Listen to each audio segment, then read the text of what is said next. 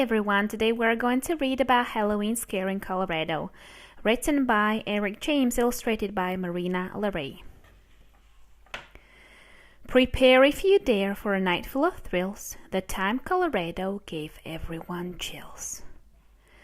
A tale filled with sights that are best left unseen. You ready? You sure? This was my Halloween. The werewolves howled loudly. The moon shone so bright. I stayed in my bedroom, the curtains shut tight. My heart started pounding, my knees felt so weak, but being a brave kid, I just had to peek. I pulled back the curtains, my mouth open wide. An army of monsters had gathered outside. They staggered and stumbled and lurched down the streets with bags full of cookies and candy corn treats. Emerging from sewers and houses and stores came creatures and critters with ravenous roars. Then more came along from all over the state.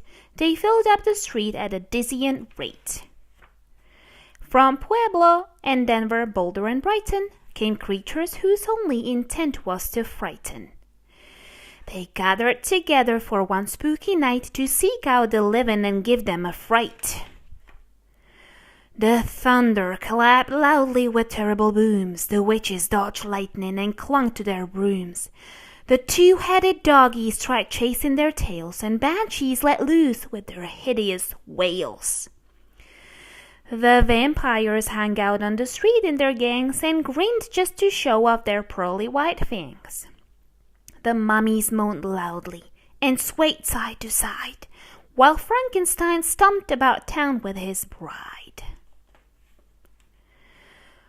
From out of the Rockies a Sasquatch appeared. He thought he was scary and hoped to be feared. But nobody screamed as he walked down the street. Instead, people laughed at his 2 dainty feet.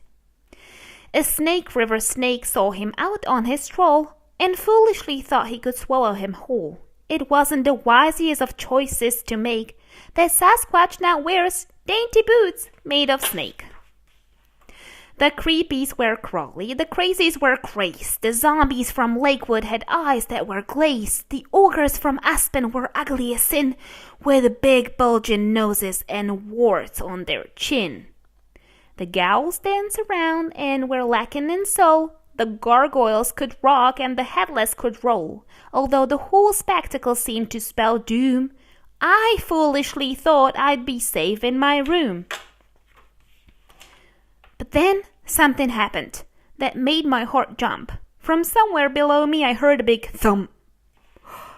I froze for a moment, as quiet as a mouse. Yes, I could hear noises from inside the house.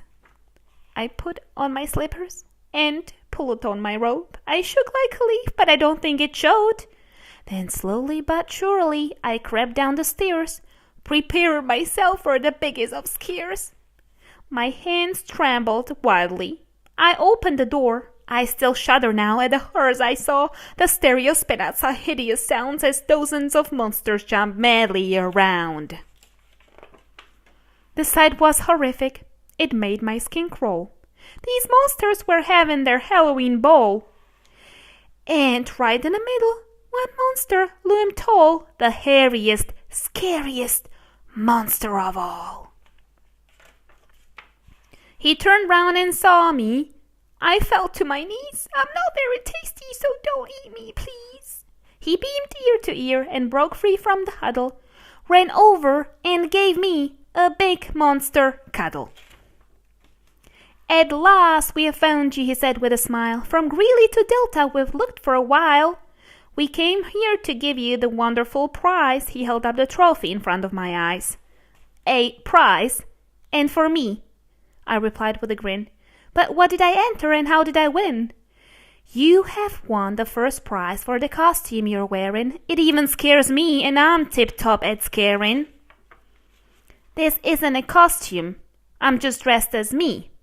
Exactly. The scariest thing you can be. A small human child with a cute button nose. Your teeth are so shiny, you've only 10 toes.